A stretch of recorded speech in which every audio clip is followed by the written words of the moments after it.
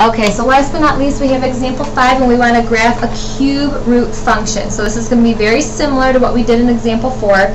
We know we have a translation here because we have pluses and minuses going on in our graph, which means we're going to be translating our graph around a coordinate plane.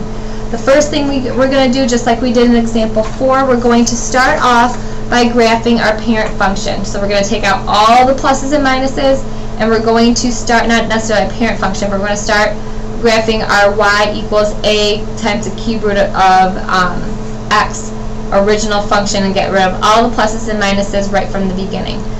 So if we do that, we take out all the pluses and minuses, I'm left with 3 times the cube root of x, which is right here in the middle of your table. Since I know I'm dealing with a cube root function, just like we talked about in example 2, I know I can plug in negative and positive numbers, and I want to pick nice numbers that will easily be, that we can easily take the cube root of. And if you look back to example 2, we know these numbers are negative 8, negative 1, 0, 1, and 8. So if we plug these in, 3 times the cube root of negative 8 is negative 2. Negative 2 times 3 is negative 6. 3 cube root of negative 1 is negative 1 times 3 is negative 3. The cube root of 0 is 0 times 3 is 0. 3 times the cube root of 1, well, the cube root of 1 is 1. 1 times 3 is 3.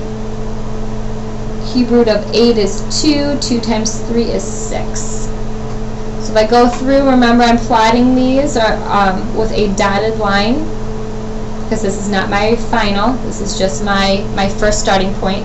If I plot these with my dotted line, negative 8, negative 6, so negative 8, negative 6, 1, 2, 3, 4, 5, 6, negative 1, negative 3, 0, 0,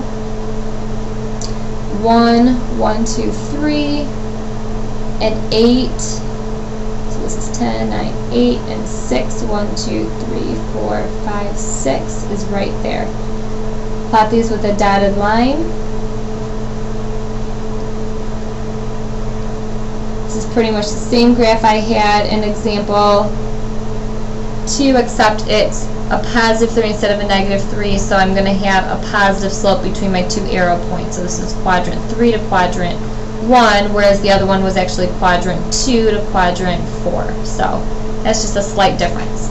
So that's my dotted line. Okay, so now we have to determine how my graph moves. Doesn't really matter so much what h and k is. H is always opposite of what's my x, so it's negative 2. K is always my true to my symbol, so it's negative 1, but not that big of a deal. What matters most is you know how these numbers translate my graph.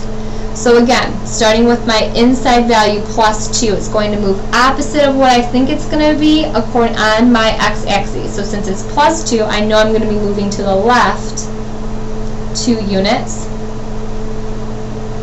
And I'm moving minus 1 outside of my radical symbol, which means it's true to its symbol with my y, so it's going to move down 1 unit. So everything gets shifted left 2, down 1. So if I start with my most bottom left point, if I move down 1 unit left 2, I have a new point. If I move down left 2, I get a new point. Down left 2, I get a new point. Down left 2, down left 2. And again, I'm going to connect these new points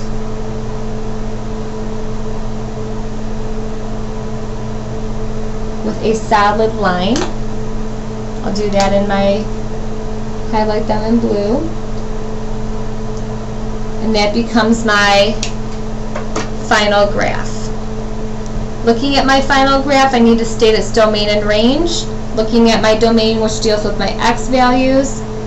So if I go negative x, 0, and positive x, I have, my graph spans all of that, so I get all reals for my domain.